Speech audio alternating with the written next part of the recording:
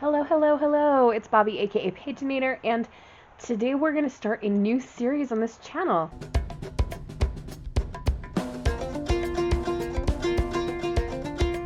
I have this package here from Margarete Miller. Yes, that Margarete Miller, the junk journaler on YouTube. This is from her shop, and it is a pack of prompt cards for junk journaling. I love using prompts, whether it's for writing, books that I choose to read, all different kinds of things. And I thought it would be a fun series to use her prompts and create something with each one of these prompts. So we will just dive right in as soon as I can open the package. Okay, we have a note here. It says, "Thanks so much for your purchase, Bobi. I hope you enjoy these prompt cards and you create some awesome collages of your own." From Margarete. Cute. I first learned about Margarete on a video podcast on Barbara at 49 Dragonflies channel, and I have had these prompt cards that Margarete makes in my cart on Etsy for quite a while. So I finally just pulled the trigger, and she shipped them super fast. So that's another good thing if you're interested. So this says, "Make your own prompt cards" by Margarete Miller, and she has a hashtag #MMPromptCards. Cards. So if I decide to post pictures of what I make on Instagram, I can use that hashtag. Now these, it looks like, are scans of things that she's collaged, and then there's a prompt on these little tickets here. So we have a whole bunch. How am I going to keep these organized with what I've made and what I haven't? I don't know. I think what we'll do is I will draw a card, kind of like I do with my monthly TBR game, and we'll make something with that card today, and then I'll find a way to organize the ones that have been done versus the ones that haven't, and go from there. So here's the card we have chosen: a window or door. Okay, this is a gorgeous card, by the way. I think these cards that she's made are just beautiful.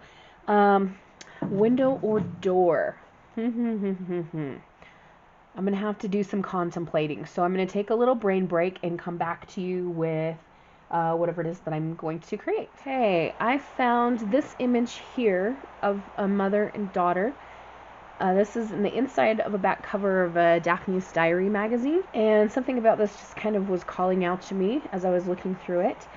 And I also picked up a couple of pieces of scrapbook paper. This one's got more purplies in it, and this one's lighter pinks with a little dash of purple here. So I'm going to start by fussy cutting around this image.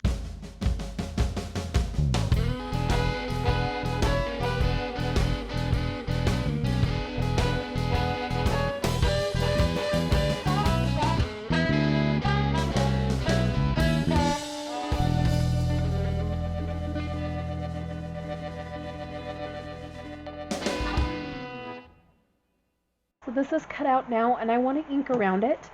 I just recently got Dusty Concord Distress Oxide. Oh, hello.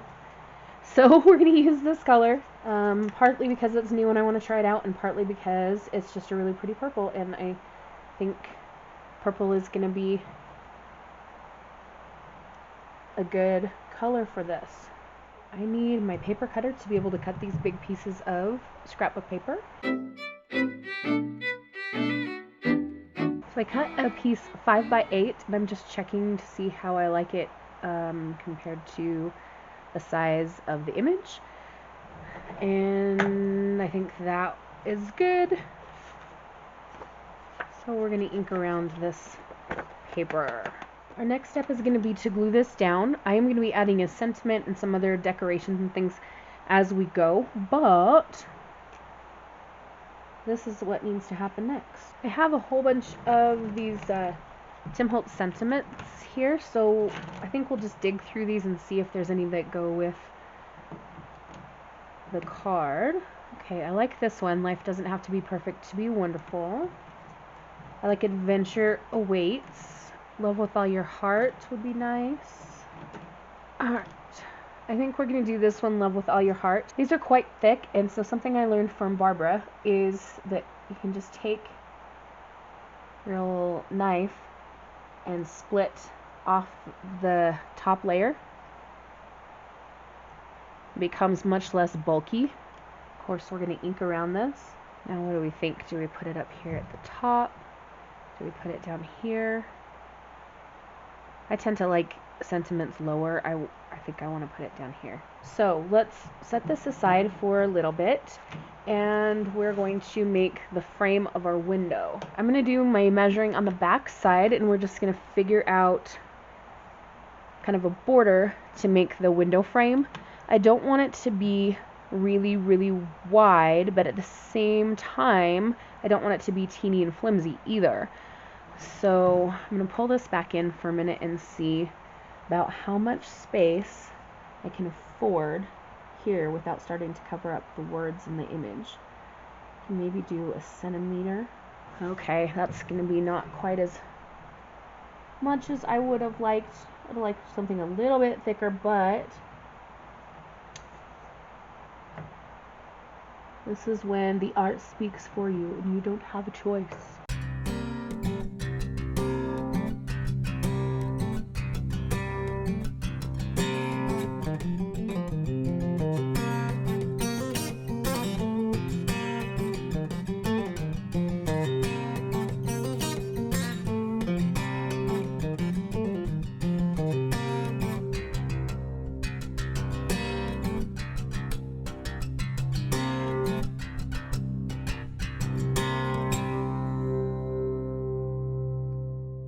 We now have our frame cut.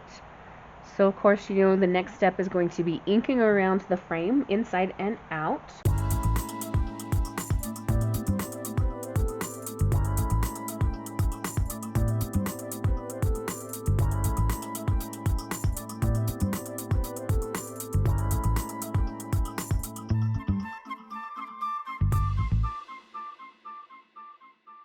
This is inked up now, and I'm wondering, like, does this really even count as a window? I feel like it does, because we're looking through something to another scene.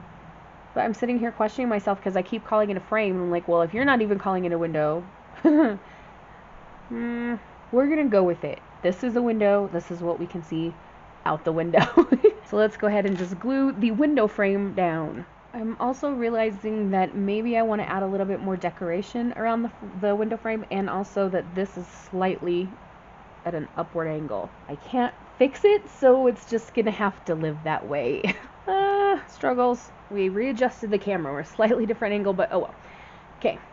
I found this little green butterfly, which I think picks up some of the soft greens in her skirt really well.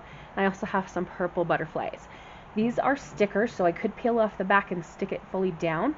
Then I kind of also like the idea of having it free floating out here, and maybe creating the whole thing, turning it into a hidden paperclip or altered paperclip. So I want to have this non-sticky if I'm doing that.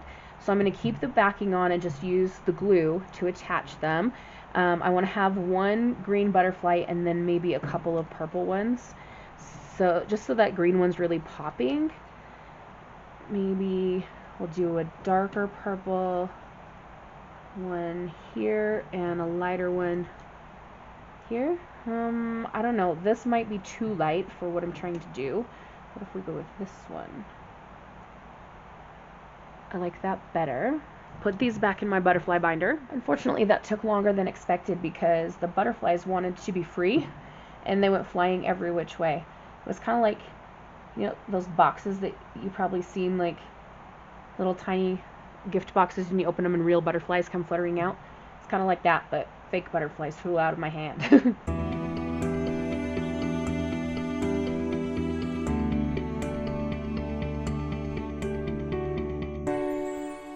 Slightly overlapping them just a tiny bit. There we go.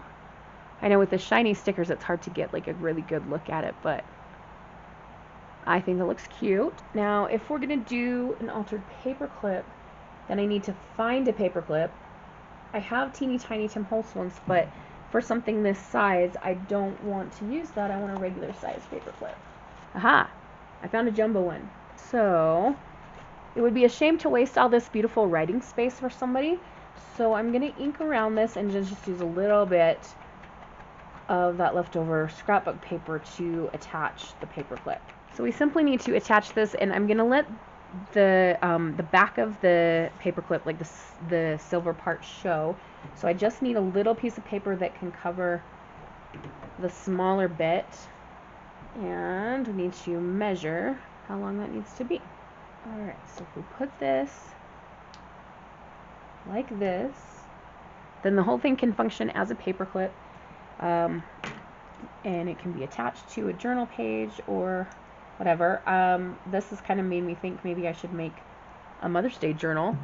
I'm not going to make it for my own mother though, because I made her a journal and she doesn't use it. So if I make a Mother's Day journal, it'll be for my Etsy shop.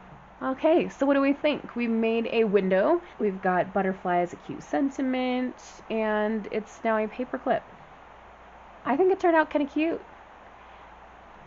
I don't know how you guys feel, but I quite like, as I said, using prompts for things. Not always, because sometimes I just like to go with, gut feelings and that kind of stuff. But I'm excited to continue this series with Margarete's prompts. And if you are enjoying it as well, give me a little thumbs up or comment in the space below. And we'll see you in the next one. Have a wonderful, magical, and bookish day. Happy reading, crafting, or journaling. Adios.